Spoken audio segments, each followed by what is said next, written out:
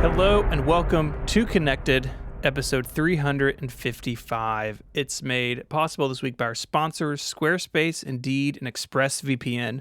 My name is Stephen Hackett, and I'm joined by Mr. Myke Hurley. Hello. What's up? Nothing. How are you? I'm good. We're also joined by Federico Viticci. Hello. Hi. How are you? Hello. We're all here. Yes, we are. Let's just get into it. Okay. Let's just get into it. So last week we were talking about the possibility of an iPhone getting an Apple Watch-like LTPO display, and we wondered if that could mean an always-on display. I think something that we all want.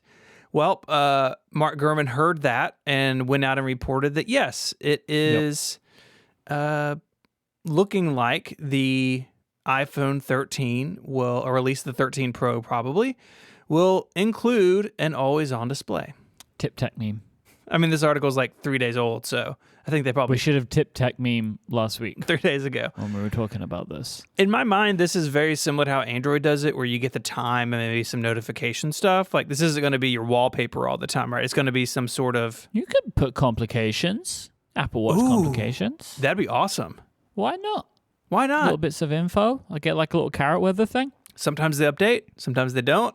Sometimes maybe not. Sometimes maybe, you know. I would love nice. complications. Get a little Fantastical going on. You know, here's your next meeting. Be nice. I would like that. Me too. On the subject of always-on displays, I am becoming frustrated with the brightness level of my Series 5 always-on Apple Watch. It's not bright enough. And I wanted to know from two Series 6 owners, how much brighter is it really? Like, Federico, you might be better for this because you've just been spending a bunch of time at the beach. In, like, bright sunlight, can you actually clearly read the Apple Watch display? Stephen, you stay inside all the time. You're not help doing it. But I've worn 3 watches in 3 weeks, so I went from a 6 to a 5 back to a 6. Okay, that's also a good point. So, Federico, yours first, and Stephen, I want to know what you think. I feel like I have no idea. Like, it's not something I've particularly paid attention to. No, but so what I'm saying is, so with your watch, when you're at the beach, you can see the screen clearly. I mean, I see the time. See, yes. Because, like, today, I was walking to the studio, and I could barely see the time on my Apple Watch because the sun was so bright. We are going through a bit of a heat wave here in London, so it's like... Particularly, the sun is very strong. Oh, yeah. This is how you know you're talking to a British person in the summer. They complain about the heat. I mean, it's like 31 degrees Celsius here today. 31? Yeah. All right. 31 is pretty hot. Come on. Like 88 degrees or something. Okay, that's as hot as it is here.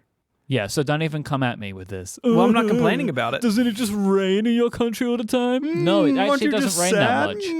Have some crumpets. It actually doesn't rain that much.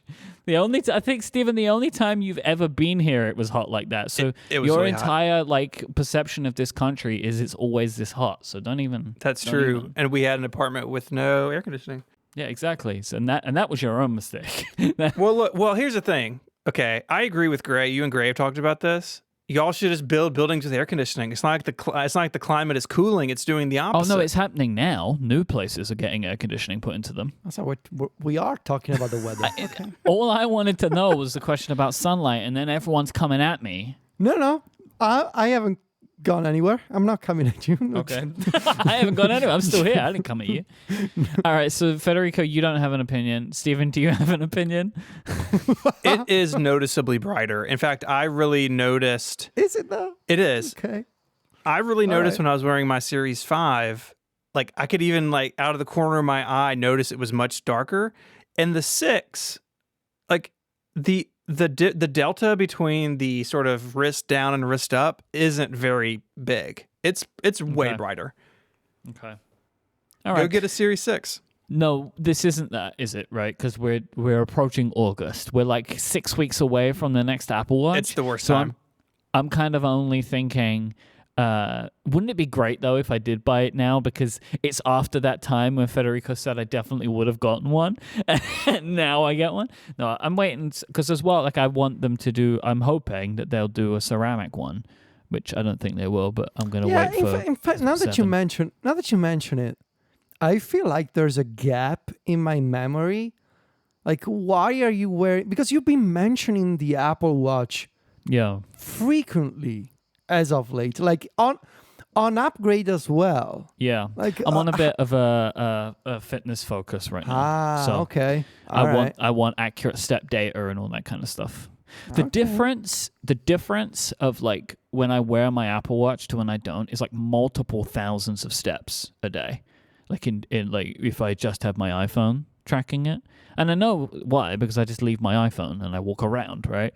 Like, you know, just like in the studio, walking around the home or whatever. And also I just don't think the iPhone is as good as it. But like, you know, it could be the difference between 8 and 10,000 steps a day as to whether I wear my Apple Watch or not. So I want that. And then just it. Also, when I'm wearing my Apple Watch, I do feel like I am focusing more on my health because like in my mind, that's what it is for. So I'm back on that train again. So I was right after all. About what? About you using the Apple Watch. This, you know, your thing was I will buy a Series 6. And also, I'm like begrudgingly using it. Like, I mean, you want to buy it, you just don't want to buy it because otherwise I'm going to be right. So, but there was a time frame for you. You said you will buy it by this point, and it didn't happen. Anyway, put this aside. I'm disappointed in our listeners. Okay. That's harsh. I just share my I'm not angry at them. I'm not angry. I'm just disappointed. The weird fish emoji went to the final round of the emoji awards for like the most 2021 emoji, and it got beaten by the syringe emoji. I have complaints, not about our listeners, but this so-called emoji awards account. Yes. Whoever's running this. Yes. Their finger was on the scale. Oh, 100%. They didn't want this to win. I wanted to mention this as well. The phrasing, they did not want the microbe to win. The phrasing of the tweets. So, for example, okay, here we go. The final vote. Your two options for the emoji that best sum up the year so far are syringe, a symbol of vaccine optimism. Microbe, often used to represent coronavirus. I mean, what do you think people are going to vote for? It's not fair. Not fair. It was, yeah. But to be fair, we were putting our fingers on the scales on the other side. Yeah, but we're nevertheless, not running it, right? That's true. That's true. We're just citizens of the world. Yeah. And also, like, isn't it a bit suspicious that the weird fish was winning, and then in the last day it was not winning anymore? Yeah. Yep. So I don't know. I don't feel bad for trying to rig the election in our favor. No, this is purely marketing, right? There's always marketing in elections. We're just campaigning. We are campaigning for the weird fish emoji. And our platform was, it's a weird fish. Yeah, that is our entire. That's our platform. That's our campaign slogan. It's a weird fish. Yes. And I feel like that the election committee, i.e., the people running that Twitter account, they were putting their finger on the scales. The election was stolen, is what we're saying. Yeah. Yes. That is what we're saying. And I'm also disappointed in our listeners. Just because I know how many people listen to this show, right? And I saw how many people voted, and that's a massive difference. So that's why I'm disappointed in our listeners, because they didn't put the votes in. I would like to call up for a recount. Well, we can only call for a recount if our listeners will actually put the votes in. Otherwise, we're just going to be back in the same point again. Unless we really put our finger on the scale. Really go for it. It's a bummer. It's really a dark day for democracy. I agree. As of this recording, there are just 10 days left for my Apple hardware calendar Kickstarter. Wow, this has gone by fast. I know. Right? Was it you 30 days? Yeah. Man, that's gone by quick. Yes, it has.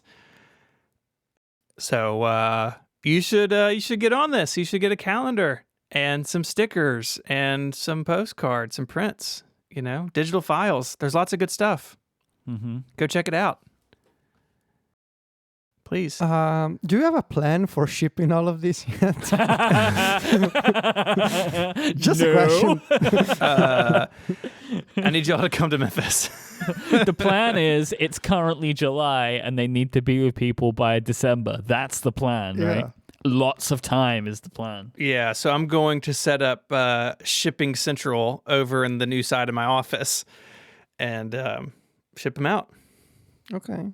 Yeah, I'm worried that, like, for you, and like I don't know if any of us can accurately estimate the sheer scale of what will probably be over 1,000 calendars. Mm-hmm. It's gonna be rough, man. Yeah, I was talking to the Studio Neat boys, and they were like, "Yeah, it's like there's a certain number where it makes sense to like talk to a fulfillment company." And I think I'm going to end up like basically right at that cutoff, but I didn't budget for that.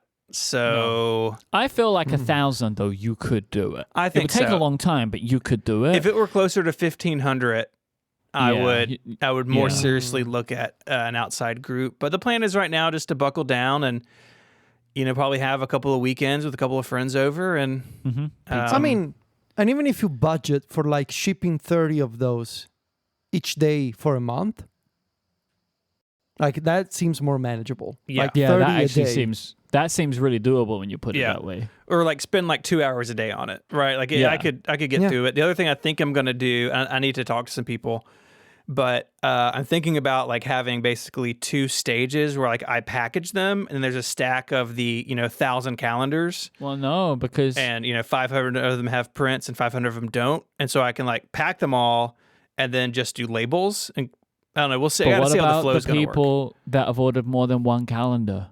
I will be contacting them. So I've gotten this question a lot. If you want more than one calendar, Kickstarter lets you manually adjust your pledge and just have it for the full amount of whatever you want. Anything unique amount, I'm going to filter out, and I'll double check with those people that they get what they want. Have you bought a label printer yet? Yes, it's right here in a box next to my desk. Good. I'm just saying, Steven, but you have 3 children. That's a very good point.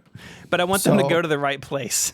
So yeah, but well, at least putting them in the envelopes, without the labels. Yeah, I'm just saying, Yeah, right now I've come against a little problem with the prints. So I'm talking to the company that's doing the printing. It's all here local. And just on a whim, I was like, hey, when I get these, 500, 600, 700 sets of prints, they're going to be collated, right? And he was like, let me get back in touch with you about that. And I haven't heard back. So that... What do you mean by collate? Like, what do you mean? So there's how many prints is it? 14 prints. And so in my mind, they were just going to come in sets of 14. But what I'm afraid is they're going to come in sets of 500 or 600 or whatever. And then I've got to put the sets of 14 together myself. Oh, you 100% are going to be doing that. So I've asked, could they be collated? And that was like a week ago. And I haven't heard anything. That's going to cost a lot of money because that's going to be like done by hand. So you're going to have to choose. And I'm telling you, you're going to be sitting there with 5 stacks of 500 and you're going to be taking one of each. Probably put them in an envelope. Probably and then you get to the end and you'll have one left of one extra of each one. Then you have to start all over again. Oh, no. See, this is, you know what? This is all really a good idea of the timing because this is the only kind of Kickstarter campaign where people don't care when they get it. So you can ship it slowly. Like people aren't going to care when they get it as long as they get it before the year starts. Mm-hmm. Yeah. So you're probably fine. I think so. And, I have already learned the lesson. I'm sure I will learn it even more that, man, making MP3s in Markdown is a lot easier than making physical goods. Stephen, let me tell you right now, you have yet to learn this lesson. Because where you are right now, everything's purely theoretical. You learn this lesson when things are printed. That's when you learn. When there's a tractor trailer full of calendars backing up to my house. Exactly. When there's a truck and there's boxes, and that's when you've learned this lesson. You haven't learned it yet. Or you also, because nothing's gone wrong yet. Yeah, and there could be misprints and all that kind of stuff. Well, no, I guarantee you there will be, and you'll just have to deal with them. Because that's the way this stuff goes. But we are saying, Steven, good luck. Yeah, good luck. We love you. Yeah. And I mean, if it's in the family, it's not really child labor, is what I'm saying. When you think about it. Dad. Yeah. Exactly. It's like learning how to work as an adult, but you're a child. So. There we go. I may just call everybody I know. But please come over. Yes. Including Joe from the neighborhood. Joe, I need a label. And your electrician. Yeah. Doesn't have a name, just the electrician. The electrician. Well, I don't want to dox him. The electrician, the new breakout character of Connected Pro. Go to getconnectedpro.co if you want to learn more about the electrician. The electrician. Yes. This episode of Connected is brought to you by Squarespace. Squarespace is the all-in-one platform to build your presence and run your business online. From websites and online stores to marketing tools and analytics, they have everything that you need to get going. They combine cutting-edge design and world-class engineering, making it easier than ever to establish your home online and to make your ideas a reality. Squarespace has everything you need to create a beautiful and modern website. You start with professionally designed templates and use drag and drop tools to make it your own. If you need an image over here, you need to add a page over there, you're not diving into code, you're not writing CSS and HTML. You can if you want to, but for most of us, drag and drop gets the job done perfectly. You can customize the look and feel, the settings, the products, and more with just a few clicks. And all Squarespace websites are optimized for mobile. Your content automatically adjusts so it will look great on any device. You get free unlimited hosting, top-of-the-line security, and dependable resources to help you succeed. You don't have to worry about upgrades and patches. They have award-winning 24/7 customer support if you run into any questions. Their system lets you quickly and easily grab a unique domain name, or if you bring your own, their DNS tools are really easy to use. Plus, you'll have everything you need for SEO and email marketing to get your ideas out there. What I love about Squarespace is they have the tools to really build anything you want.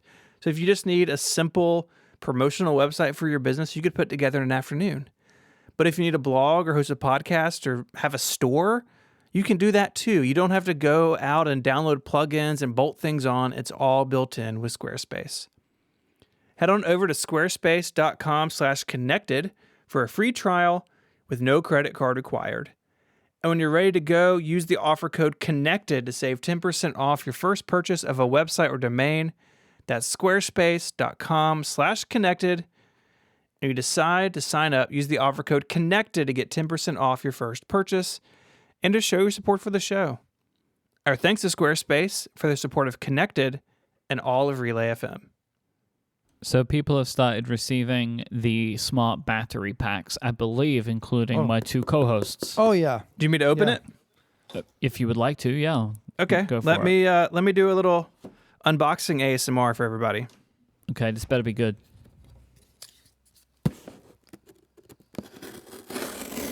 It's not good yet. Oh, I missed the tape. Oh, nice. That was good.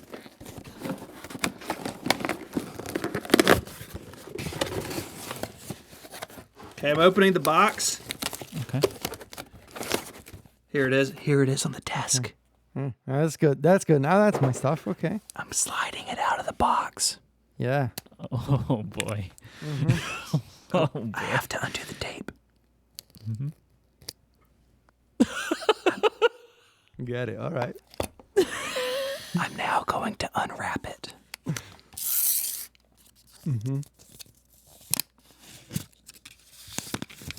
I've gone red. It is unwrapped. I'm a little embarrassed. I've gone red. No. I can feel I'm my feeling face it. has gotten warm. I'm feeling it. This thing is not good looking. Oh, now you're talking. Hey, there it is. There it is. There you go. It doesn't look very good. This might be a functional product, but like every picture I've seen of it, it looks kind of weird. But to be honest, I felt that way about the smart battery case as well. Like the case always looked kind of weird and ugly. And this thing looks strange. I think, but I'm sure it does the job. Although probably not very efficiently. It's fine. It charges a bit slow. I mean, it's 5 watts, so like, what are you expecting? As I thought, like it looks. I mean, it's fine on a Pro Max. I think it looks a bit ridiculous. I've seen the photos attached to an iPhone 12 mini. Can I? It's as Can I not big as charge the it on a phone. MagSafe puck? No. What? Yeah, you have to charge it with a cable. I saw Jeremy Burge tweeting about this it's today silly. because of like he lives on a boat. Our good friend Jeremy, who I don't think was involved in the rigging of the emoji election. Oh, until we know he's the one to blame. I mean, when you run an until we know. operation, look, Myke, you and I know this. Federico, you know this. We're all business owners. Yep. The buck stops with us, and if not us, the one true John. So we need to know who the one true John is inside Emojipedia, and we'll blame them.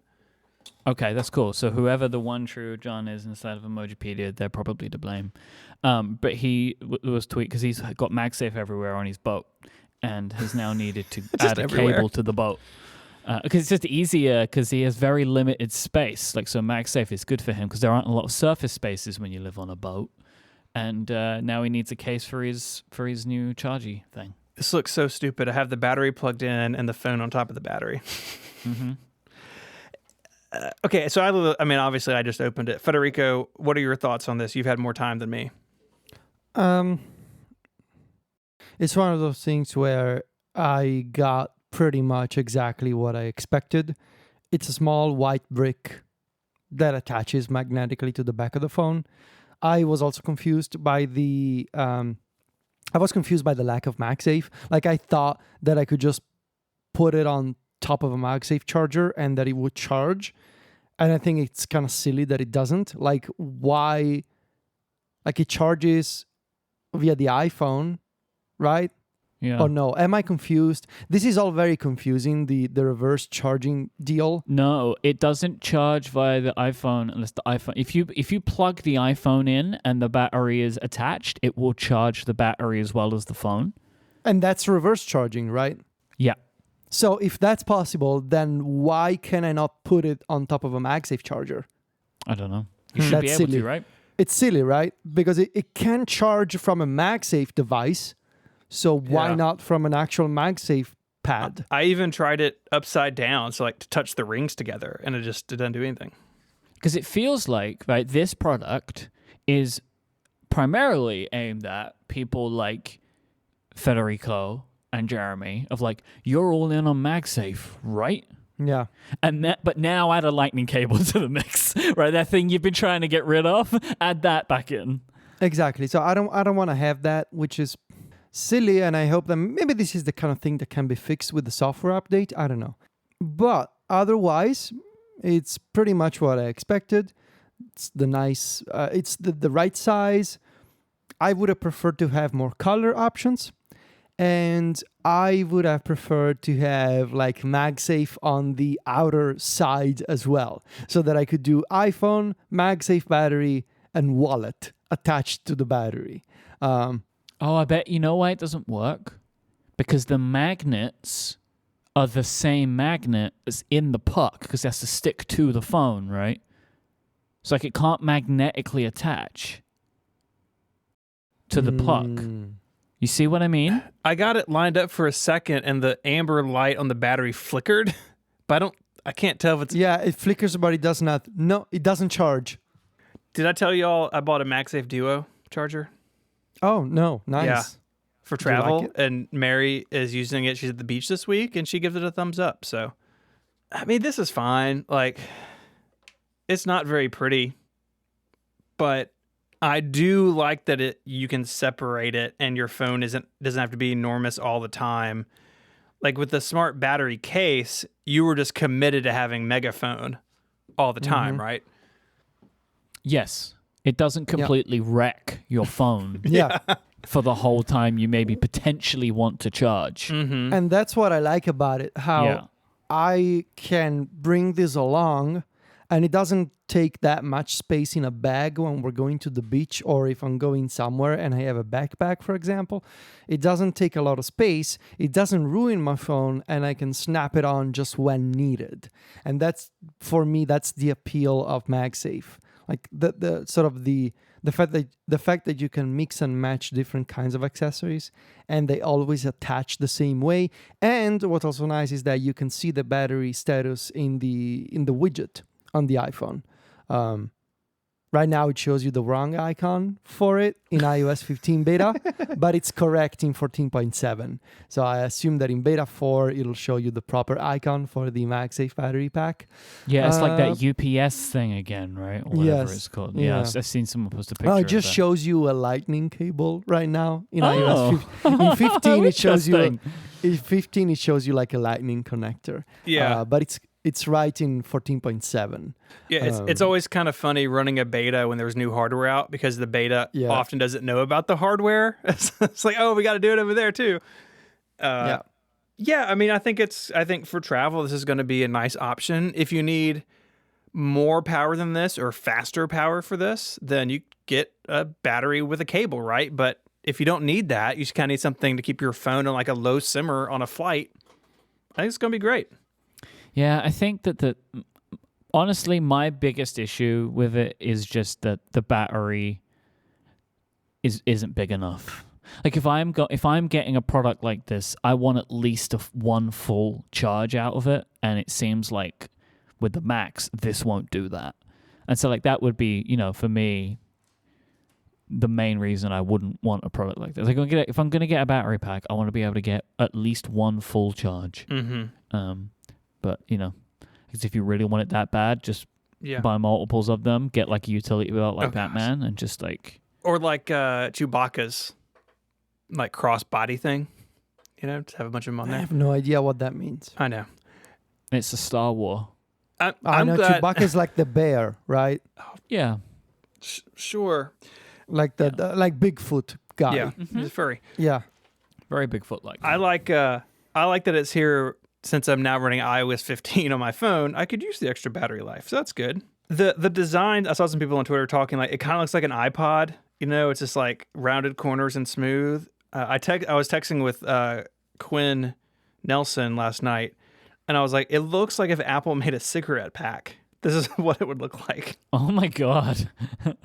I bet that. I wonder if that's like a reference that's like a little too old for Quinn. What, iPods or cigarettes? No, cigarettes. Or both. Probably both. He's Probably very both. young. He's very tall. Very young. Quinn's been quite critical of it on Twitter. Yeah, he's cranky about stuff. I don't know. Yeah. What's up with that guy? YouTubers, am I right? Oh gosh, yeah. Oh, I got a vlog. When you put this thing on, how would you hold your phone? Do you hold the battery or do you hold the phone? No, I held the phone. I got You big hold the hands, phone? man. But yeah. so you can like grip all the way around it. Here's how I'm doing it. It is now. I now have a pinky size slot under the battery, and my pinky goes there. So I guess I'm mostly holding the battery. Yeah, Because like that was what was good about the first ugliest one of those cases. Is it because the second one the battery went all the way to the bottom, right? But the first one it's just like the battery was just in the middle, like a little backpack, and that made it really comfortable to hold actually. But so I guess it's kind of going back to that. According to a report from Nikkei of Asia, the next generation of AirPods is going into mass production in August, so we'll likely see them in September. Not really a lot, but also in that report is something a bit more interesting, I think, is that in the iPhone is regarding the iPhone SE. So they state that an updated version of the iPhone SE is due in 2022, and it will be intended to replace the iPhone Mini after the poor sales of the iPhone Mini, the 12 Mini, which we've heard about before. So like Apple kind of committed to making a Mini this year because they committed to that before they put the 12 Mini on sale, and it seems like the 12 Mini has had poor sales. I think it had been end-of-lifed earlier, so like they had enough in inventory that they thought would sell throughout the life of the phone, so they stopped making them. They're going to be doing a 13 Mini, but then after that, there will be no more Mini phone. The SE, the 2022 SE, will be a 5G capable phone, but is expected to keep the old design. So it will gain an A15 chip, but will still have a Touch ID, home button, LCD display, like basically the SE of now. But then for 2022, Apple is still planning on 4 phones, but there will be 2 versions of the larger size. So we would get iPhone 14 and 14 Max, and then iPhone 14 Pro and iPhone 14 Pro Max. I mean, I think it makes sense to take the mini form factor and just use it for an SE phone.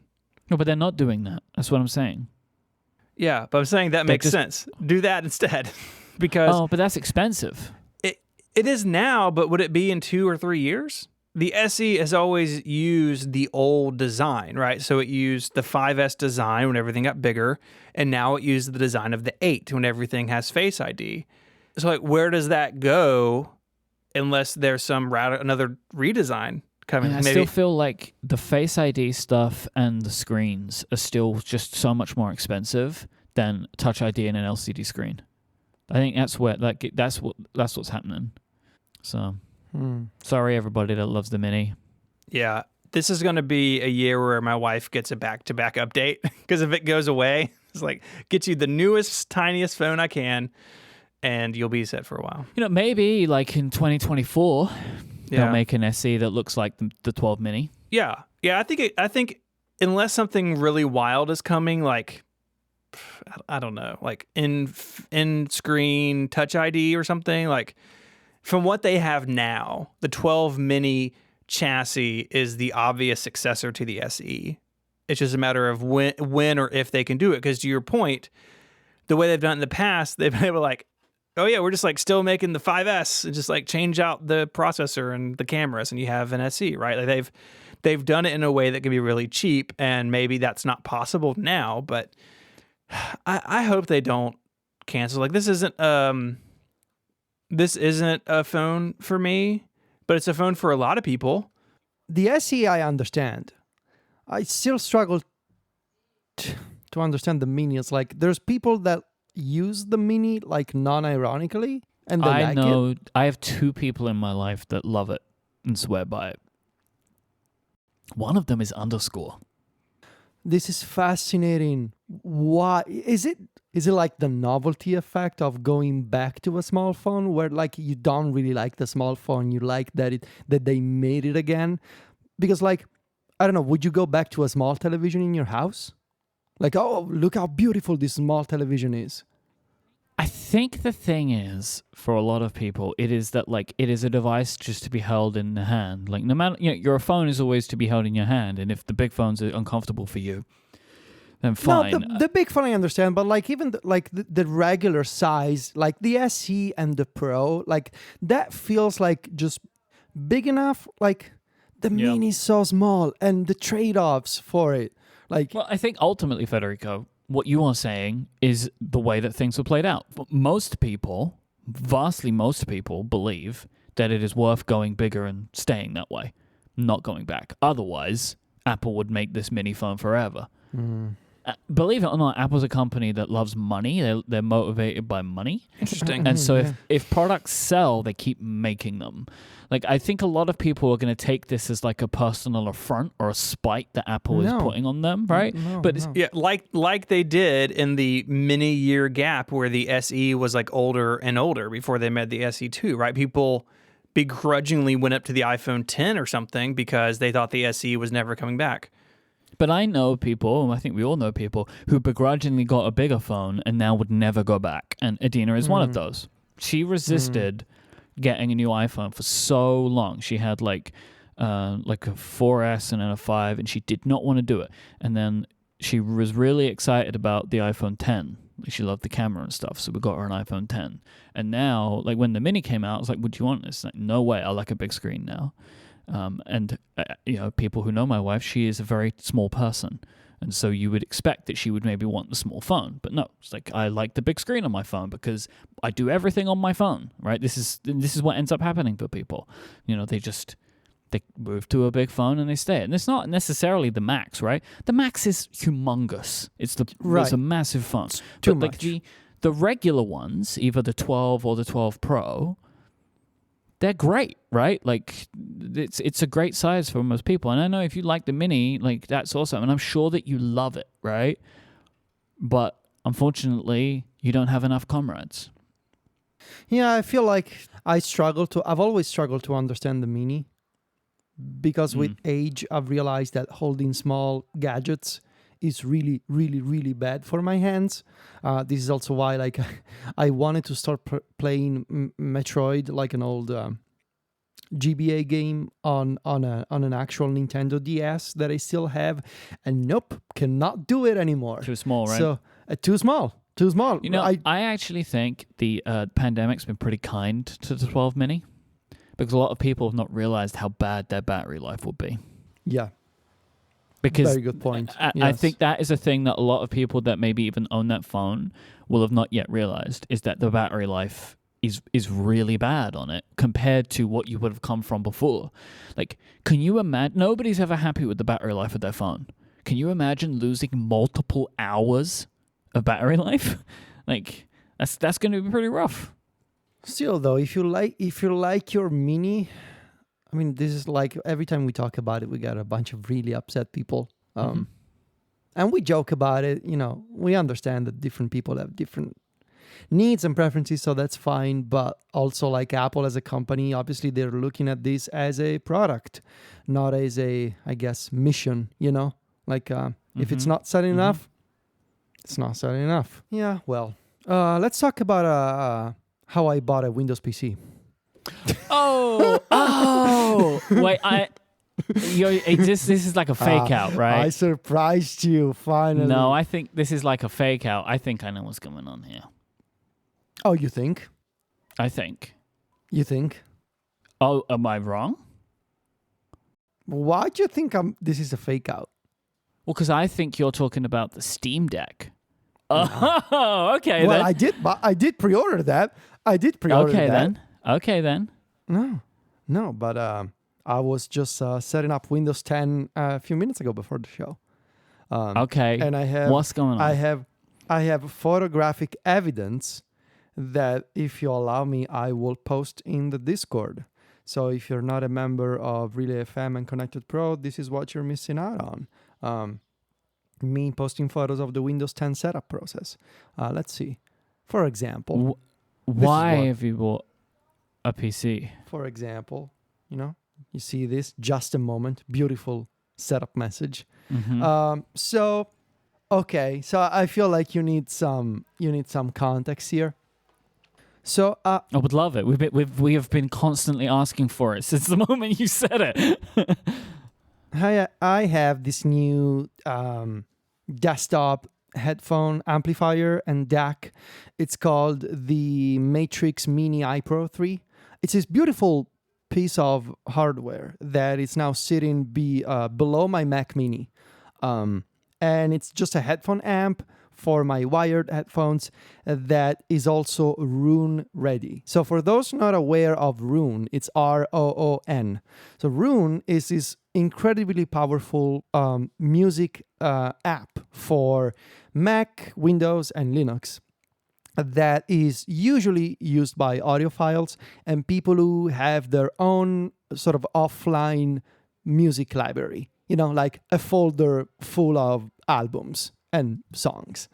And I'm trying to sum up here, but basically Roon is incredible because it connects to a lot of third-party equipment. So there's a lot of companies that make desktop DACs or headphone amplifiers that are certified for working with Roon. So this happens over the local network in your house.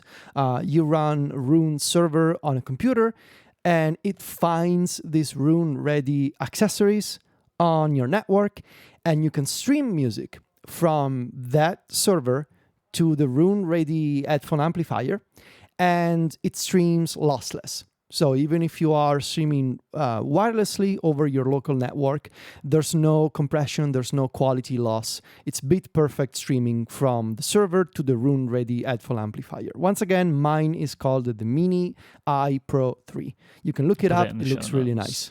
Yeah, it looks really nice.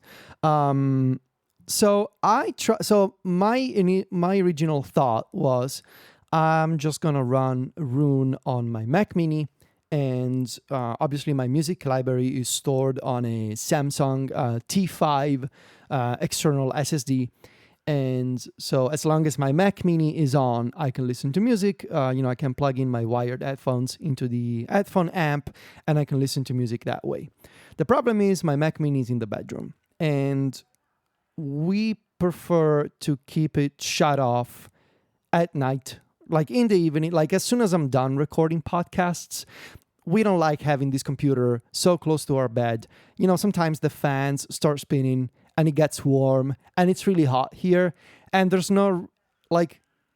it's not really necessary to keep it turned on.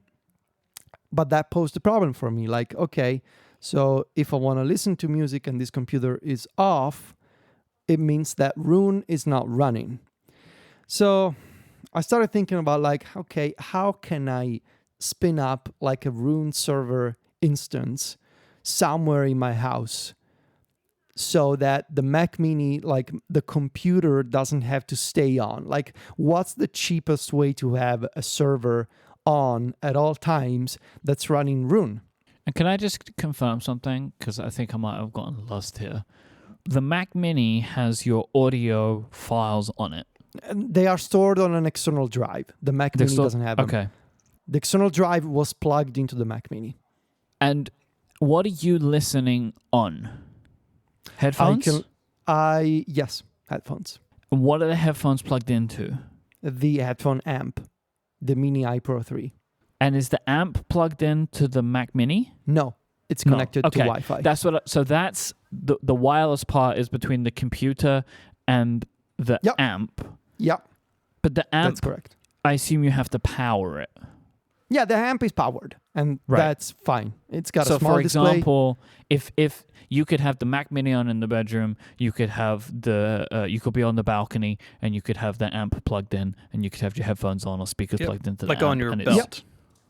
You could put it on your belt and you could be walking around the house. I mean, if I ever bought like a 5-meter cable, I could do that. Sure. Or you could just get like a battery bank and put that on the belt and then connect the amp to the battery bank. Sure. And then you're good. The amp can stay anywhere in the house at this point. Okay. It's just and it's on my creating desk its right own now. network, basically. Yeah, it uses Rune. It's got a little, like, they are labeled as Rune-ready accessories, and this is one of them, which means as soon as you connect it to your home Wi-Fi, Rune server on a computer sees the device. And you don't have to control the audio via an iOS device, right? From an iOS device, you can open the Rune Remote app, and you can start playback, and you can choose the output, in my case, the headphone amp. And you can control it from iOS as well. But it looks like you can control the music from your amp, though, right? Because it's got a little screen and stuff. Is that right? The screen only shows you the info. This one, it's not a touch screen. It only has a volume knob. So you would be controlling it from the phone, and then you're going to see the information, like the song you're listening to, on the little amp and stuff. That's right. That's cool. Correct. I just wanted to double check. There was a lot of stuff going on, and I wasn't sure where the music was coming from and where it was going to. But this was before. So I tried to run Rune on my Mac Mini, and it did not really work out. So I started looking into this, had a couple of thoughts like, okay, I can get a cheap Raspberry Pi. I don't know. I did it before. I'm not really a fan of Linux. I really dislike it. I just wanted to have something nicer and a little more, like set up for consumer use. Yes, regular consumers definitely do this. There we go. That took a minute to sink in, that one. Well, like I don't want to install stuff via the command line. I mean, it'd be wild. Yeah. apt-get and that kind of stuff. I don't want to do that. For your lossless, completely lossless. So tell me about this PC. What did you get? It's this little thing right here. It's an Intel NUC. Yes. You got an Intel NUC. That's very smart. Yes, it's very small and lovely. That's a good idea, because I'm assuming you do not need a lot of processing power for this thing. Well, no, not at all. So I got the 16 gigs of RAM and 512 SSD model. It's a Core i5 NUC. It's not a fast computer, but for what it's meant to do, it's okay, I think. So this is now set up in the kitchen, connected via Ethernet to the network, and connected via HDMI to the TV that we have there, and it's fine. And the external drive with my music is connected via Thunderbolt to it. There's a Thunderbolt port in the back. And Rune is already set up. And from the PC, I can set the output to the Mini iPro 3.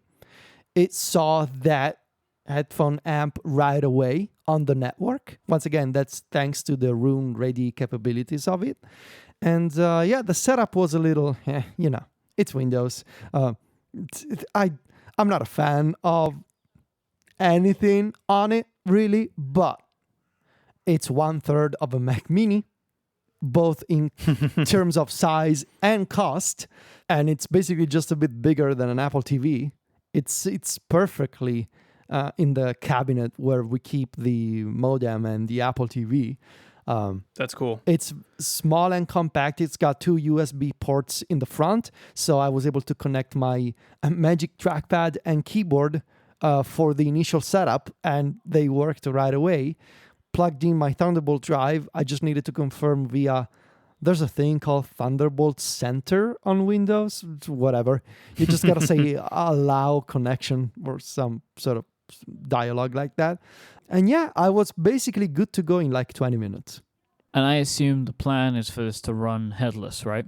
Yes. I mean, it's plugged into my TV, but I think so here's where I can put out a call for connected listeners. If you have recommendations on a so you know those apps that let you do like VNC and virtual trackpad and keyboard, I assume maybe Screens by Adobe is my best option. I guess it also works on Windows, but if you have other recommendations for Windows 10, let me know. Literally, this is the first time I'm using Windows in like 12 years. So this is more, but yes, the plan is to just make it run headless for Rune. And I guess at this point, I will also put Plex Media Server on it because why not? Right? Like if it's going to run all the time. I got my Digital Foundry 4K videos that I can put in there, and I don't know, what are some other fun ideas for running a headless Intel NUC? Maybe I can do one of those like home DNS filtering services. I don't know. Send me ideas. But for now, yeah, I'm really happy because I can finally move music playback off bedroom, sort of like it sits in the other room. It's not bothering anyone, but I can still plug in my wired headphones into the amp, which sounds amazing, and I don't have to keep the Mac Mini running all the time. So I wonder if you'll be able to run Windows 11 on that thing. I don't know. Probably doesn't matter to you, but yeah, that's a big mess. The NUC always just makes me think, wow, the Mac Mini could be so much smaller and cooler than it is. The Mac Mini's huge. Okay, I should be able to buy one of these things that it's a Mac. Like, even if it costs like 200 more or something. Like, why does... Like, I want to buy an Apple TV that is a Mac. Mm-hmm. At this point, there's no reason, right? Right. I guess we'll wait and see what the next Apple Silicon-based one looks like. I mean, it should be vastly different, you would expect. Like Macintosh minuscule is what we're looking for. That's right. Mac Nano. It's not very mini, Mac is Nano. it? The Mac Mini. Yeah, so yeah, I'm really happy with my... I've been expanding my setup, over the last few months, so I'm really happy with my gear and my, this amp as a remote. Like I can change the volume with the remote. I feel very professional now. The only thing I'm missing, like eventually when we move, I want to have like if we have like a small studio space in a spare room, I want to have one of those chairs. Oh, you want a music listening chair? Yeah. Yeah, I want. Get the speakers, put it right in front of it. You'd be like the HMV guy. Yeah. Yes. That's the dream. Like, and I was sort of bargaining with Sylvia on this. Like, I told her, okay, look, in the same room, we can have the music corner, but if it's big enough, we can also have a mirror so that you can rehearse for your dance stuff and whatever is needed. So we can split the room. It's going to be a big, small room. It's going to be podcast studio, music room, and dance studio. This is the biggest spare room in the world. I can live with that, right? I feel like it's possible. So, yeah. You got to see if that baby can run Flight Simulator. Don't do that. It'll explode. No. It'll melt. No, it can't. It will catch on fire. This episode of Connected is brought to you by Indeed. Waiting months to hire the right person is like trying to get your video to load on 3G. Do you remember that? You'd click a link on a video and you would just wait. Well, we deserve better. Just spinning. Upgrade your hiring speed with Indeed Instant Match. When hiring gets hard, you need Indeed, the job site that makes hiring incredibly simple. Just attract, interview, and hire. In fact, with Indeed, you can do all of your hiring in one place, even interviewing. Don't just hope the perfect candidate will find you. Indeed's hiring tools help you cut through the noise to hire faster and smarter. In fact, Indeed Instant Match provides a list of quality candidates whose resumes are on Indeed the moment you post a sponsored job. It takes all the hassle out of hiring when Indeed Instant Match immediately delivers quality candidates whose resumes on Indeed fit your job description. You can even invite them to apply right away. And according to Indeed data, candidates you invite are 3 times more likely to apply to your job than those who only see it in search alone. Indeed data also shows that 90% of employers get quality candidates from Indeed's resume database as soon as they sponsor a job post. According to Talent Nest, Indeed delivers 4 times more hires than all other job sites combined. So join more than 3 million businesses worldwide that use Indeed to hire great talent quickly. Get a $75 credit at Indeed.com/connected. That's INDEED, Indeed.com/connected. This offer is valid through September 30th. Terms and conditions apply. Our thanks to Indeed for the support of the show and Relay FM. Boys, roast my menu bar. Summer of fun! No. Look, if you're going to do that, I'm going to take this topic away. I'm going to put it on upgrade. So I've given you an image in the show notes. It is my menu bar. I can talk you through what each of these things are. You can feel free to stop me at any point, and we can talk about them. How does that sound? Oh, God, what is going on here, Myke? Well, we're going to find out. We're going to find out, aren't we? We're going to find out together. Oh, no. Okay? Why? You have like 5 different clocks. There is a lot of clocks. We could talk about that. Like, I understand that you're a busy guy, but... Yeah, a lot of calendars. A lot of calendars, a lot of clocks. I don't... Okay, you have a lot of things that don't need their icons up here. All right, tell us what you have. Okay, so we're going to... I realized that in my little list here, I've put them in the wrong order, so I'm going to be starting from the bottom in our show document. Don't worry about why I've done that. Control center. Well, actually, you got the time and the clock, right? Like time and date. Right, which is pinned to the right-hand side in Big Sur. I don't know if you can turn any of that stuff off, but like time and date, I just leave it there. It's like, of course, I need the time and the date. It's great to have. I got control center, which is fine. Battery. So this is on your MacBook Pro. Obviously, this is taken from my MacBook Pro. Yep. Volume. Okay, you don't have that in Control Center. No, because it's a fast way for me to switch between different sources. I do the same thing. Output. I do the same That's thing. why I have it there. So like if I want to change to my HomePod Mini or whatever on the desk, I can just hit that and just change it. So it's easy. Bluetooth, similarly, like I just have it there in case I want to try and connect something by Bluetooth, or I'm having Bluetooth issues, which is still a thing that pops up on my MacBook Pro every now and then. I have AirBuddy, which from Guillaume Rambo, just get a bit of extra control over my AirPods and stuff. Mm-hmm. All right, so we're going good so far. The issues clearly aren't yet. All right. Fantastical. Yeah. Showing Why? the date again. Well, that's just one of the Fantastical options. It's like, whatever, I just got the date. Use a different one. Yeah, but why do you need it there?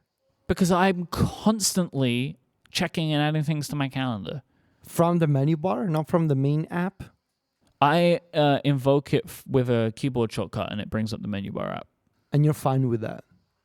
Yeah, I mean, well, this is an inertia thing, right? Because it used to only be a menu bar application. So I have just gotten used to that. Like, it's very rare that I open the full Fantastical app on my Mac. I'm mostly doing everything from the menu bar.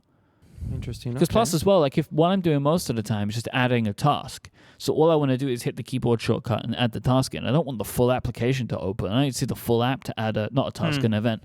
I need to see the full app to add an event. I just have it just take up a small portion of the window. Because a lot of the time when I'm adding events, I'm like adding them based on something that I'm looking at in another window or something, So it doesn't take up a lot of space that way. I don't need my full calendar. Most of the time, I just need what is effectively the iPhone view, which is what I get from the menu bar widget. I think I would just say use a different icon so you're not duplicating the date. But why? What are the other icons anyway? I don't even see. Where are these things? I don't know. I don't use Fantastical. Appearance. I don't even see this. I don't even know where to find There may this. not be one. I don't know. Maybe there's a Discord. Oh, menu bar icon shows. Yeah. I mean, it's just a bunch of information. Oh. It's either I can have it be blank or it's day and week, day and month. No, I'm just going to keep it with a date. Fantastical's got no chill, man. Come on. They should put a little face on there or something. Yeah. If I could get a little face, it would be a face. But now it's the date. Okay. Then I have the next one that you see there. It is a world clock widget called The Clock. So tell us about this. Like, what makes this better than I just use Apple's like clock widget in Notification Center? Why this? Because I can drag a timer to change the time of all of the clocks that I have in there. Oh, that's pretty good. Which is like the only reason to have something like that, in my opinion, is so you can check. Do you use it often? Yes, because I have to deal with the two of you. Ah, interesting. I use it quite a lot. I just use Siri and ask what's the time in, say, London or something. Yeah, I mean, but then you only get one time zone at a time, right? I want multiple time zones because I need to see what's the time in Rome and what's the time in Memphis. Okay. Something that I also use this for, if I'm like on an embargo, it has seconds, like it has a seconds hand, so tick. And so that's when I can see that I'm like 5 seconds away from when I need to press the publish button. That's good. So I like it for that. Then we have 1Password. Okay. Why? Do you use 1Password from the menu bar? Yeah. Really? Yeah. I don't know. I find that so annoying. Like, okay, so maybe this is the problem for me. I find most menu bar apps so annoying. But also because you're used to iOS and iPadOS. So like, we use computers very differently. I feel like I shouldn't belong to this conversation. Well, no, this is why I want to see what yours is, because I'm intrigued to see, because I know you're going to use it differently. And it's like 5 icons.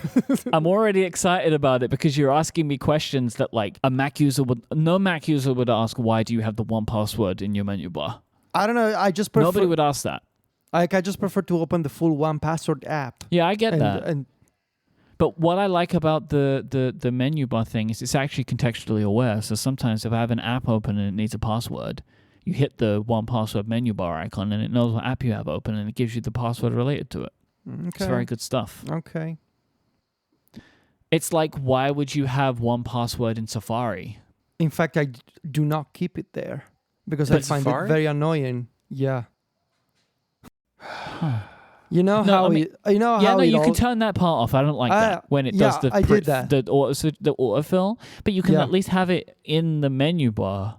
It's in the toolbar. Yeah, so it's like me having it in the menu bar is like it being in the toolbar in Safari. It's like the same idea. I feel like it just, and this is a broader issue, it just bothers me to see a full menu bar. Yeah, like I'm getting that.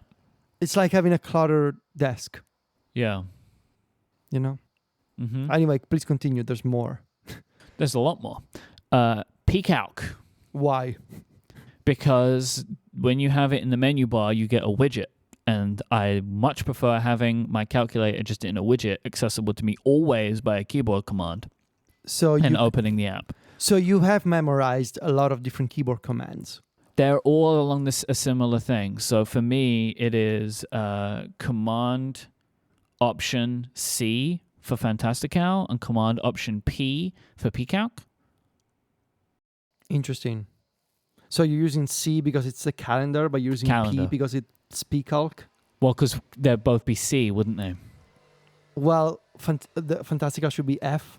Right, but the standardized shortcut was C, and I've learned that, and that's ingrained in me now. Okay. Like, that's one of those things where, like, I had to think about what my shortcut was. I had to put my fingers on my keyboard and look at what they were doing, because it's, like, just in my muscle memory.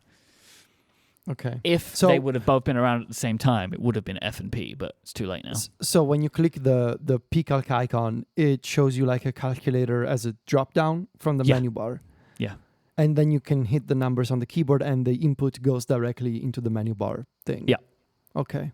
This is actually a really good feature and I love it. It's like, it's very good because I do a lot of calculations, but never enough that I would want to have a calculator open all the time, right? Like there would just always be a calculator app open. No, I like having it in the widget. I just press a keyboard command, just keep typing and I get the calculation that I need. Okay, I'll allow it. It's Peacock. And Oh, we love thank you, James, Federico. so, yes. Dropbox. But okay, so this one. How can you possibly keep that useless thing in the menu bar? It's not useless. It shows you like a bunch of, I don't want to say ads, but it's like, what's the purpose of it? To see like I don't know what you're seeing compared to what I'm seeing. I get a list of stuff I've uploaded and a list of stuff that other people have uploaded. Okay, so for context, I feel like the context is necessary. All I do in Dropbox is upload connected app stories so 3 files a week. Yeah, you see, I'm dealing with a lot of people, right? Okay. And a lot of stuff, and it's really helpful for me to get all of that. And I can also, not that I ever do this, you can search Dropbox from there, but I just open the Finder. But for me, it's like, I want to know if such and such person has uploaded the file that I want, and you can just open the Dropbox menu bar app and get that really easily rather than needing to navigate through the file structure to make sure it's there, especially when you can't always be sure where that person's going to upload it. I should also say that I don't have the Dropbox. Like I don't sync Dropbox on my Mac. I just use the just website. upload from the web, don't you? Yeah, but that makes sense. If you're doing so little with it, I wouldn't install it. Yeah, okay. Right? Like if I was using Dropbox how you use Dropbox, then I also wouldn't do it. Okay. Right? CleanShot X. Oh, John likes this one too. Oh, I love this. Oh my God, I love this app. Oh, it's so good. It is so much better than Apple's tools for capturing screenshots. It's unreal. Like my favorite thing about it, if I take a screenshot, I can just hover over it and I get actions like copy. And if I copy it, it just disappears and I don't have to deal with a file. Or I can click a little button and open it and edit it right there. Or it's so much better. It's so much better than Apple's built-in tools. Like it's unreal. It's so good. I love this application. It's one of my favorite apps that I've found since coming back to the Mac. Timery. Yeah, buddy. Timery. I don't know if this is out yet. I don't think it is, or if it's not, it'll be out soon. But the Timery, there's now a menu bar thing, so I can see my running timer, and I can, basically hit it and hit a bunch of things, and it will take me to the app. My understanding is Catalyst and menu bar do not work well together, so like it can't operate independently. It's almost like widgets on iOS. Like I can tap it. Like I can click it and it will say like I can press stop, but if I press stop, it opens the Timery app and then stops the timer, right? So like it can't just do it from the menu bar. But the main thing for me is seeing that a timer's running and being able to click it and it will tell me what timer's running. So I love it for that. It's great. Then I have Bartender, right? And then everything after this point is in the Bartender view. Ah, okay. So you do have Bartender. Okay. Yeah, those 3 dots, that's Bartender. So these are the non-essential. Yeah, this is all the other stuff. It's either stuff that I want to get sometimes or stuff that I just cannot seem to get rid of. So it's in Bartender. Spotlight. I use Alfred, but there is an occasion when I might want Spotlight, so I just put it there. Okay. Wi-Fi goes there. Sure. Because who needs it that much? Then Alfred goes there. I just have it in case I want to get to the preferences or whatever. It's just there. Creative Cloud, because I can't get rid of Creative Cloud. And no matter what I do, Creative Cloud comes back. So that's where Creative Cloud goes. But you can hide it in Bartender, though. Yeah, Bartender has an always hidden. Oh, really? I don't know why I haven't done that. Yeah, that's what I use. We're going to talk about that later. Okay. Rocket, the emoji app. So this is the app where you hit colon, and it basically gives you Slack and Discord like emoji functionality everywhere on macOS. Yep. Text Expander for my snippets. Backblaze for my backblazes. Sure. This is then the Wacom utility for my Wacom tablet. You have a Wacom tablet. Yeah. You've listened to Cortex long enough. You know that I use a Wacom tablet. I feel like you used to and then you stopped. No, I use it for editing. Yes, because you can no longer use a mouse. Yeah. Well, no, I use a mouse. Oh, you also use a mouse? On my desk right now, How I have many a Wacom inputs tablet. do you have? I have a Wacom tablet, a Magic Trackpad, and a Logitech mouse. I mix between them. That's the key. Is that like why? Why is that necessary to have 3 different things that do the same thing? Well, okay, so at first it helped with RSI stuff because I was able to mix around, but now it's just a case of I like them all for different things. So trackpad I will use for scrolling. This could be in any app, or I'll just use it for input or whatever, but it's really good when I'm editing to scroll left and right, zoom in and out. The trackpad is for precision when I'm editing. It's vastly superior. And then I just have a mouse for whatever you'd use a mouse for, and sometimes most of the time I actually do use the mouse now, except when I'm recording so you don't hear the clicks. So like if I'm just using my Mac, I will mostly use my MX Master 3 mouse. But I don't do it when I'm recording because otherwise you'll be hearing all the time and nobody wants that. So then I use my trackpad. My beautiful yellow trackpad as I'm talking to you right now. And then the last one's Todoist. I'm not talking about it. That's my menu bar. You do not need the Todoist icon. Yeah, I don't know why it's there. I just enabled it to turn it off. You're right. I can probably get rid of that. It's there because you wanted to mention it. So let's talk about how you're using Todoist again. Well, I have Todoist installed on this Mac. That's as much as I'm willing to say at this point. That doesn't tell the full story, though, does it? I just forgot to uninstall it from the last time I was using it. Which was today, as you were working. So that's my menu bar. What are you using? Show us your iPhone home screen, son. No, I'm not going to do that because that's for another time. Honestly, there's a couple questionable choices, but yeah, I feel like, once again, I want to say I'm the wrong person for this topic. I don't know why I'm talking. So if you work a lot like Myke does and deals with a lot of people, this makes sense. You know, the time zones, the timers, and you use a computer not 3 times a week. That's okay. I don't think it's that bad. I mean, obviously there are things that could be questioned. I still think maybe some apps you could use as the regular version. Like if it were up to me, I would get rid of all, from the Dropbox icon through the fantastical one, I would get rid of all those. You know, but I understand that. I get that, right? It's a different way of thinking, and I can see why most people, you just want that app, right? Why would you deal with the menu bar instead? I actually do get your query. It's just not how I work, but I'm not when you say it, I'm not that's stupid. Why would you want to work that way? So on the Mac, you cannot do the... when you open a menu bar app, it cannot be dragged around and become like a window, you know how some can. Some can. Fantastical can, because again, that used to be the only way to use Fantastical. So you can drag it out, and then when you click it again, it will open where it last was. But I like them to be connected.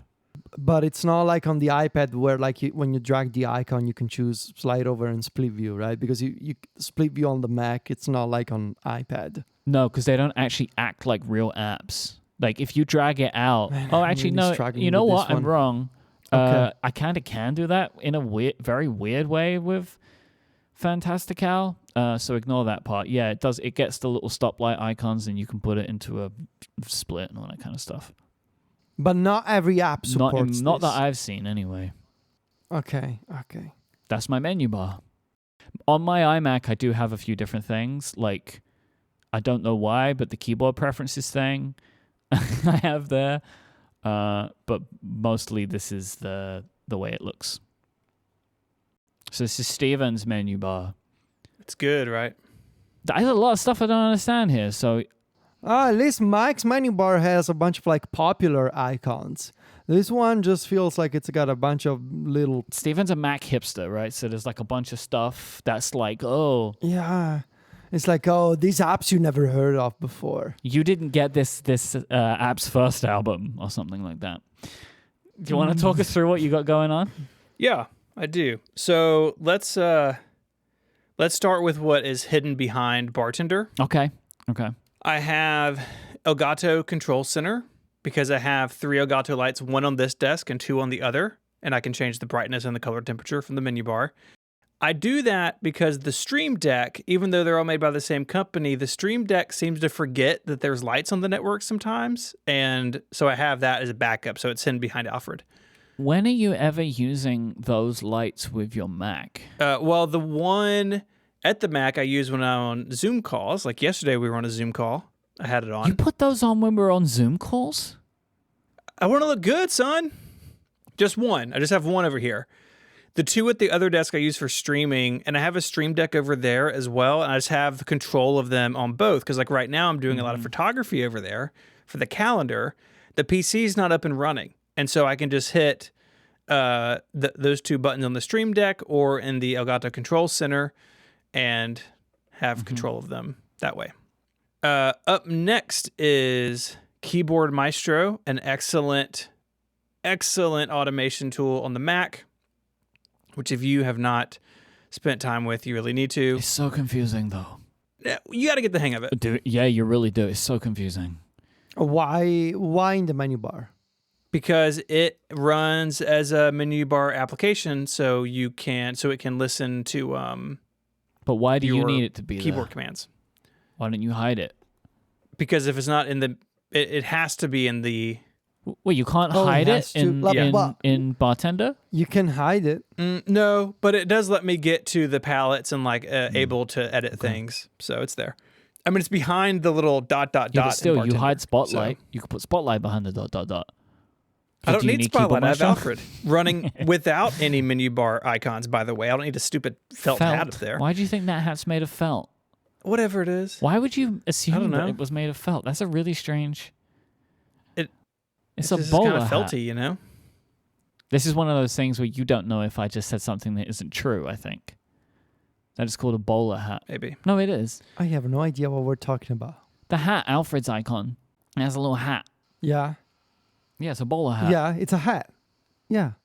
BOWLER, bowler That's hat. not a word I'm familiar with.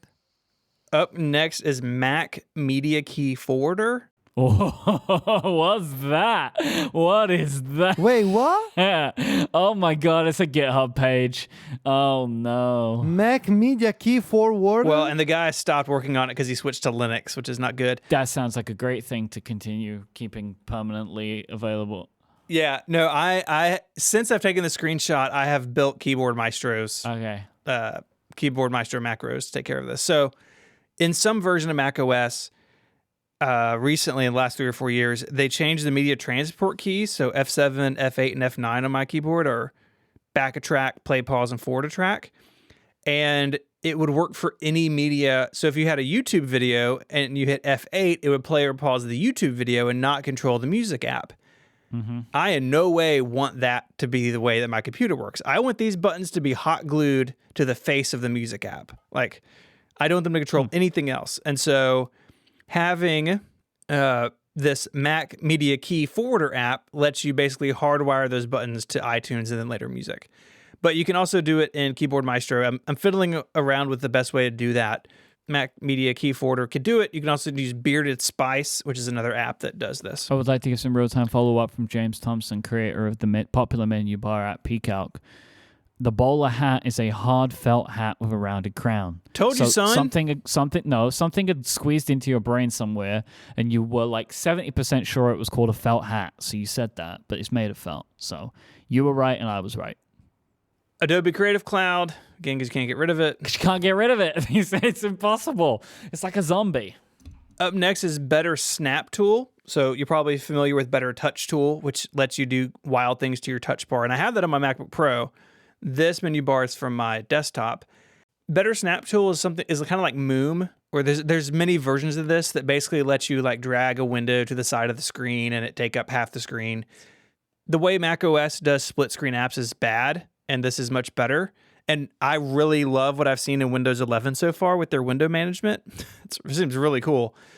But with Better Snap Tool, you can set up, hey, if I drag this to the left, it takes up half the screen. You can set the margins and other things. Do you do this? Yes, especially when doing show notes.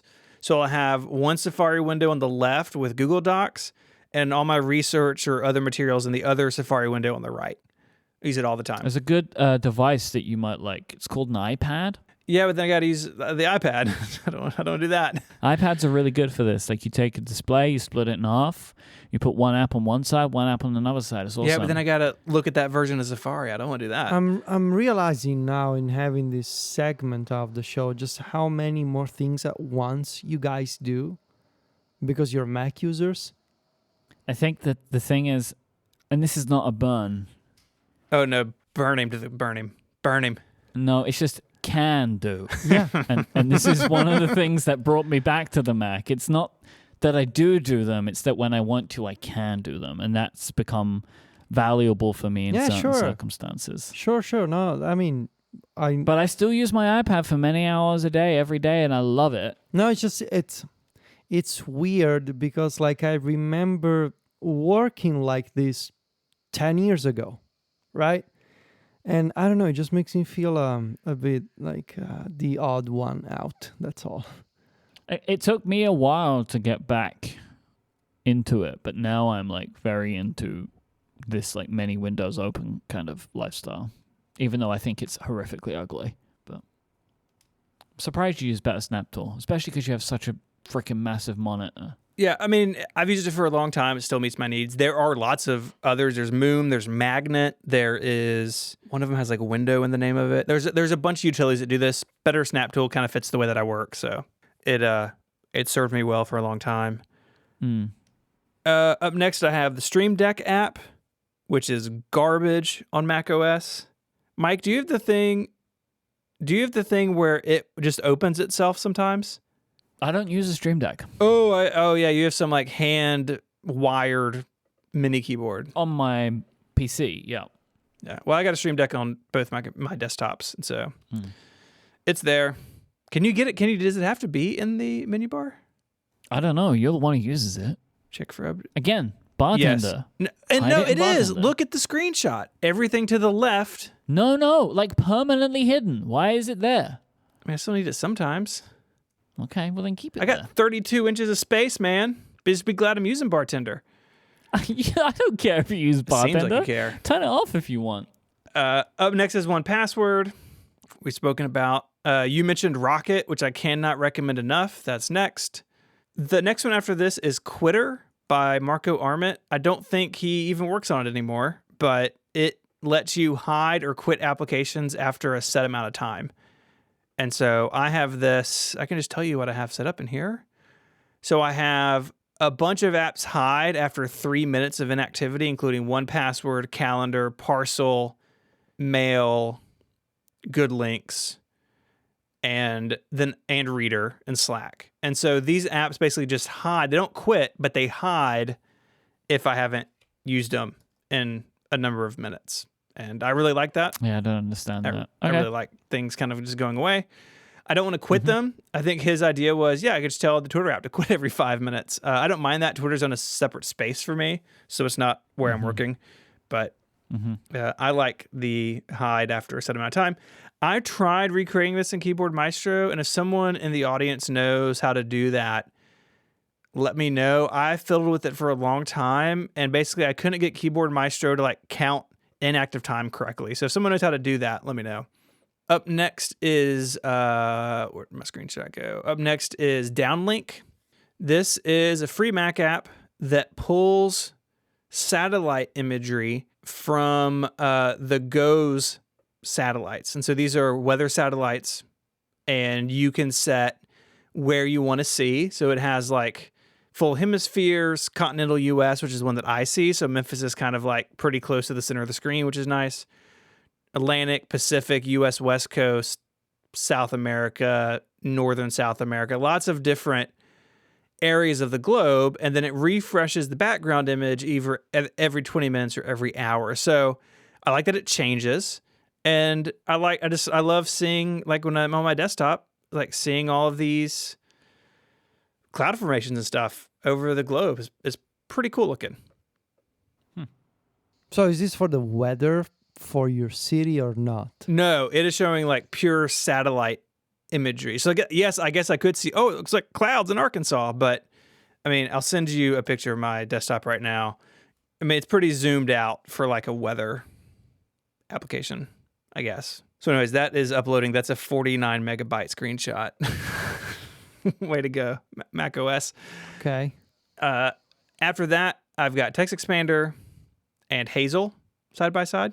I really don't do as much with Hazel as I used to. In fact, I could probably live without it, but I have a couple of things that it does so I keep it around. Yeah, I have it do like one thing, which is like just to empty out my audio hijack folder every 3 months. I've got that, and I have it copy screenshots into a Dropbox folder. So I have like a Dropbox folder full of every screenshot I've made in the last like year, which is surprisingly useful sometimes. You need to find something.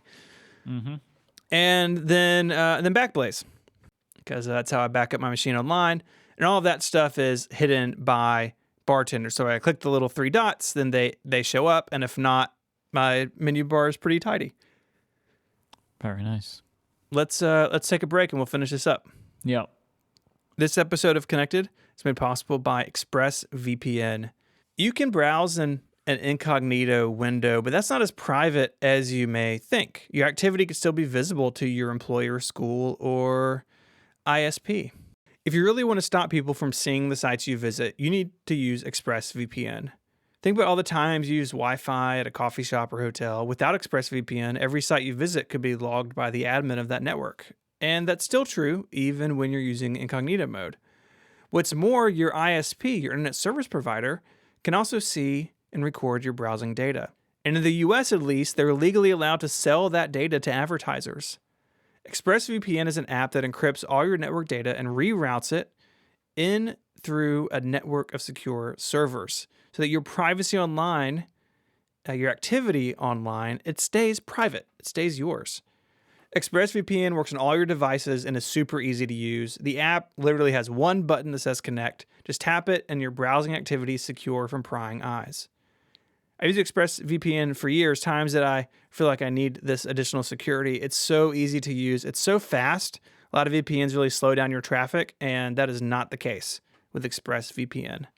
So protect your online privacy today. Go to expressvpn.com/connected. That's expressvpn.com/connected for 3 extra months free. Our thanks to ExpressVPN for their support of the show and Relay FM.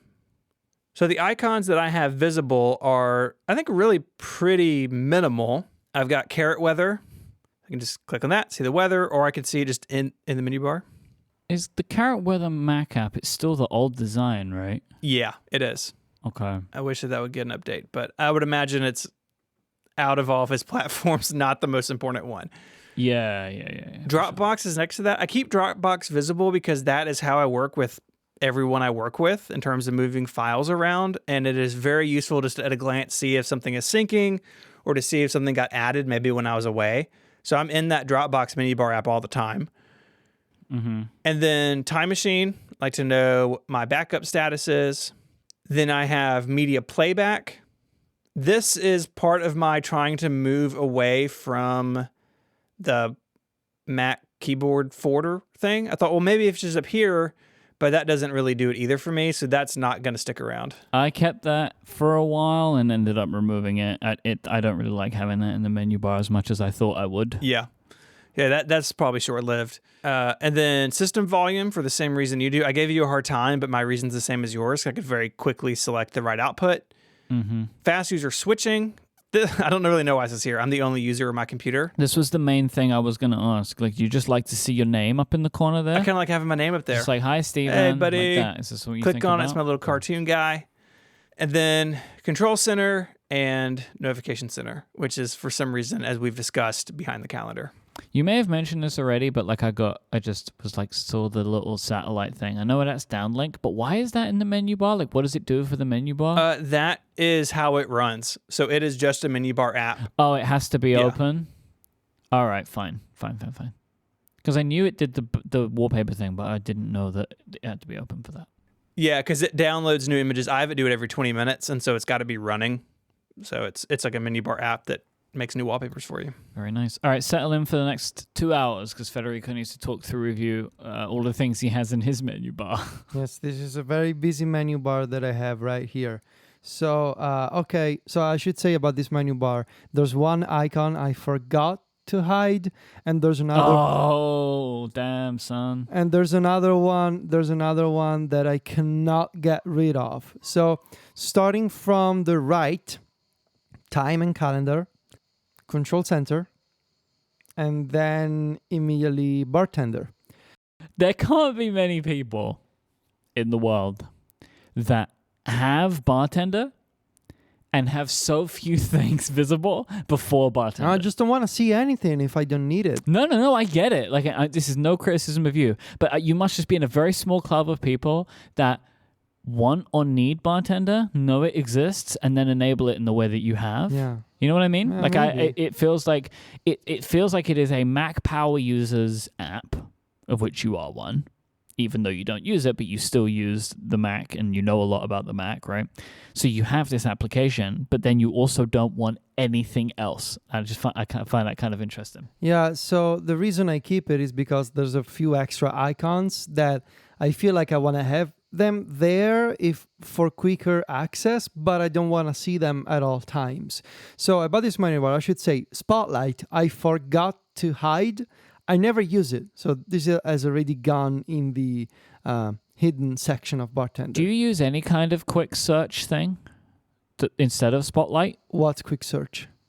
You know, like, do you use Alfred or Quicksilver? Yeah, okay, cool. I use Alfred. Cool. I don't use Spotlight. Cool. Yeah, I use Alfred. The Plex icon. So I uninstalled Plex, right? Because I plan on using Plex on the NUC that I bought.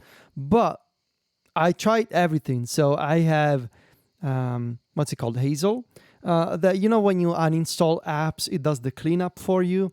Yeah. Where it gets rid of the app files. So I deleted everything, like all the two Plex apps that I had. So Plex and PlexAmp and Plex Media Server. I deleted those from the applications folder, and I deleted the related application files. Then I force quit all of the processes that I could find in Activity Monitor. I rebooted my Mac Mini. That icon does not go away when you click it. Is that the one on the very far left? Is that Plex? No, that's the Oh, it's the little chevron. It's the little chevron there. The little chevron. Oh, okay. You click it and it does nothing. Like if I click it, it does nothing. In Bartender's settings, I don't see this icon. So this is a ghost icon that's just hanging there, and I don't. If you press Command and click and drag it, it should disappear. Does it come back? Not if it's running, it won't. No, this is. Wait, no, this is not Plex. It's not Plex. No, this is a Bartender option.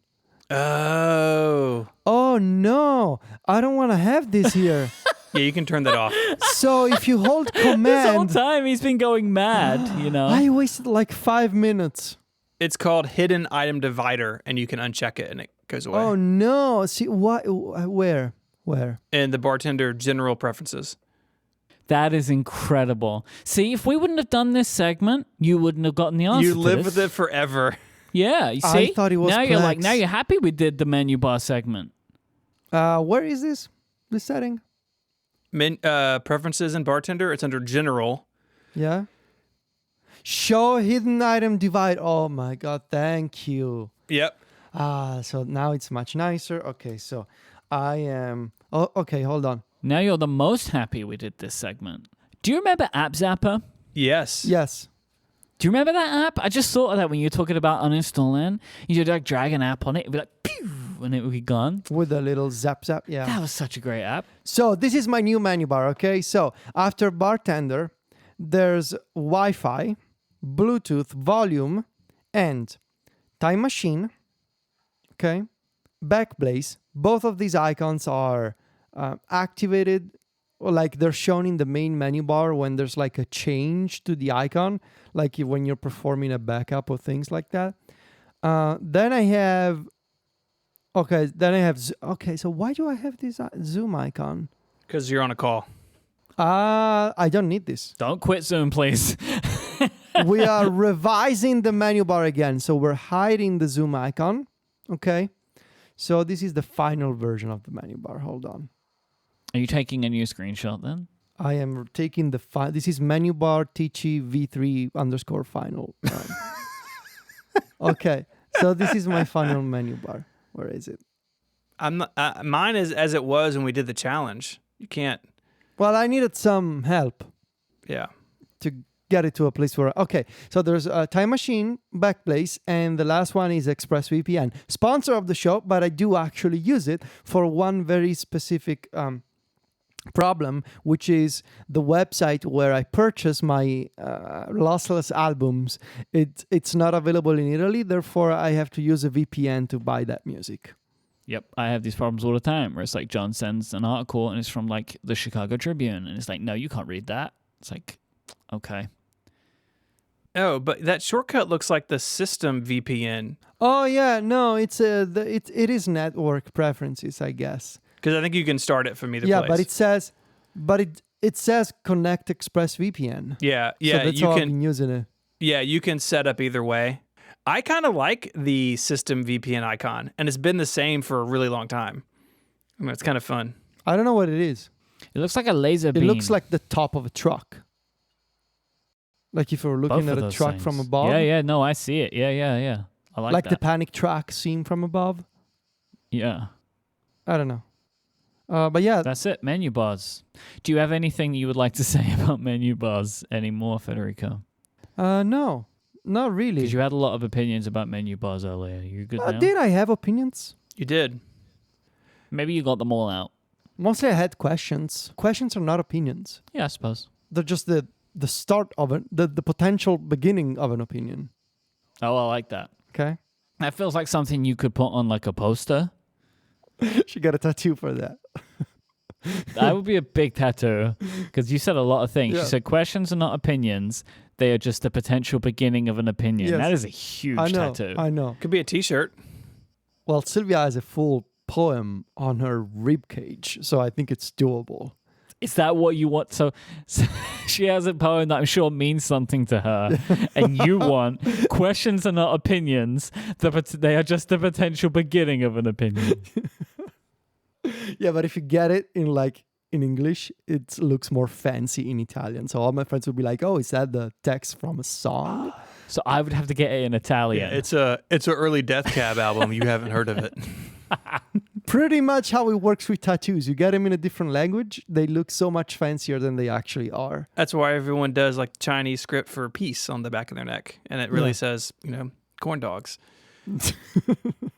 Sure. I'm sure it says that. This has been great. Yes. Thank you, Myke. This was a very good idea. Great idea, Myke. I'm going to check out the Clocks app you mentioned because It's a good one. it looks way better than the dumb widget in macOS. That I will put a link in the show notes because you will not find this in the App Store if you try searching for Okay. it. I tell you that right now. It is impossible. Just a name of the clock, like you're never going to know if you get the right one. So there's a link. do in the they show have notes. a iOS app too? I think so, but it sucks. If I'm remembering correctly, or I could be thinking of a different one. It's called The Clock Mobile and The Clock HD on iPad. That's the name. They go with HD. Oh man, I love them more already. That's like such an old school thing. Maybe this might not be the one that sucks. I don't remember. I've used so many of these over time that like I don't remember anymore which are the good ones and which are the bad ones. I wasn't serious, by the way. I totally made it up. Well, they do. They have something called the Clock 4. It's on iOS, but it's universal on iOS. Man, I'm just launching it now. Their preferences pane is a real situation on the Mac. Yeah, it takes a while as well to get it set up visually to look the way you want. Like at first, they want you to do way too much, so it takes a while to dial it in. But it is good once you get it though. I'm gonna check this out because I have been not really looking, but kind of looking for something that would do this. So, anything else when we talk about menu bar stuff? I don't think Anything so. else? I have realized now I'm sitting out here on my iMac because this is my MacBook Pro that I have so many different things on the iMac. There's like I've clicked the bartender thing and there's like 4 things that I wasn't expecting it to be. So there you go. Well, that's the thing too. Like if I set the clock up, then I gotta do it on the laptop, right? Like, Yep. all right. Well, thank you for hanging out with us today. It's been a lot of fun in the summer. Stop doing that. Every show has its individual things. If you want to create a game called The Billies on Upgrade, right? This is the way you're going. It's time for some Ask ATP. If you want to find links to the stuff and the apps we spoke about, head on over to our website, relay.fm/connected/355. While you're on the Relay website, check out Roboism. It's hosted by our friends Kathy and Alex. They explore how things like AI, machine learning, and digital assistants affect our culture. You can explore the humanity behind the bots that are quickly becoming a part of our everyday life. That's relay.fm/roboism, or search for Roboism wherever you get your podcast. If you want to find us online, you can do so. We're easy to track down. You can find Myke on Twitter as IMYKE. Myke, what is something else that you do? I sell paper products, notebooks and journals. Go to cortexmerch.com. Check out Theme System Journal, self notebook, whatever you want. You can find Federico on Twitter at Viticci, Viticci, and he's the editor-in-chief of MacStories.net. Do you have any other editors? John. What is John's title? John is senior editor. Because he's old. Actually, no, I should have said managing editor. I'm sorry. Yeah, but I guess the plan is, eventually we would like to have more writers. We've just been busy doing other things, but it's definitely in our plans to get some help, basically. So, senior editor. Well, you should call him the one true editor. Also, that's a very good title. That should be his official job title. But yeah, you could make him get business cards that say that. The one true editor. Oh my God, one true editor. Make him have it on his outgoing email signature. Yep, his Twitter bio. This is the best troll possible. We can make the things we can make him do. I don't think Federico wants to make a joke of his company, but we'll just keep pushing him on it. Yeah, sure. Mm-hmm. Sure. Federico, how's the review going? It's going now. I've started writing the iPadOS chapter this week. So it's going well. It's going, lightweight style, no more philosophical, digressions throughout the story. It's going well. I'm really happy with it. And the iPadOS chapter is probably the biggest one of the review. And the fact that I'm moving from section to section pretty quickly is a good sign. How many words you at so far? I don't know that, but I can check. I want to say, no, I don't want to say anything. Let's see. Yeah, I don't want to guess. Just give me the answer. I can give you an answer if you just give me 1 second. What's it called in my Oh, there it is. Okay, review. Let's see. I'm just going to select. Oh, this is going to take a while. Oh, no, this is way too slow. All right, you carry on. Maybe we'll put this in Connected Pro. Go to getconnectedpro.co if you want to find out how many words Federico's written so far. Thank you for everybody that supports the show. You can find me on Twitter as ISMH. I write at 512pixels.net. And please, if you haven't checked out my Kickstarter, I would greatly, greatly appreciate you pledging and backing it, having a cool wall calendar in your house. What was the domain that we bought for you? Was it applehardwarecalendar.com? You bought it. Yeah. Apple Hardware. Yeah, applehardwarecalendar.com. That's where you can go and get the Kickstarter, back to Kickstarter. My network didn't let me visit applehardwarecalendar.com. What? Oh, it's the HTTPS thing, and Eero didn't like it. Yeah, there you go. Parental controls. It's a hot calendar. It is. There are some hot calendars on Kickstarter. I keep getting them on my Kickstarter homepage because I backed yours. Yep. So that's something you've given to everybody. Mm-hmm. Thanks for You're that. welcome. I'm going to be off next week. I'm going to miss y'all. Oh, yeah. A bunch. I look forward to listening. We're going to talk about Pokemon and Lossless Audio. Perfect. Probably. Awesome. Okay. There's a strong chance that both of those things will come up because they always do. So I know. So I will miss y'all. I will miss you, dear audience. But until next time, say goodbye. Arrivederci. cheerio. Bye, y'all.